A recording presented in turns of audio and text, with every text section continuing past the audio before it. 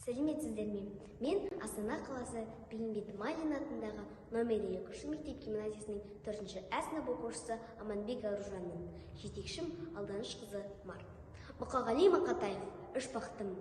Ең бірінші бақтым халқым менің, соған берем ойымның алтын кенін.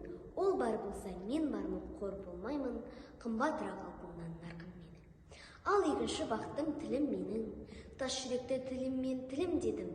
Кей-кейде дүниеде түңілсем де, қасиетті тілімнен түңілмедім. Бақытым бар үшінші отан деген, Құдай деген кім десе отан делем. Оты сөнген жалғанда жан барсың ба, ойланбай-ақ келдағы отан менен. Түтін түтет өз өрбі көгере бер, немерелер көбейсін шөберелер. Жадыңда ұста, жақсылық күтпегейсің, от емес оқ сұрасаң менен егер.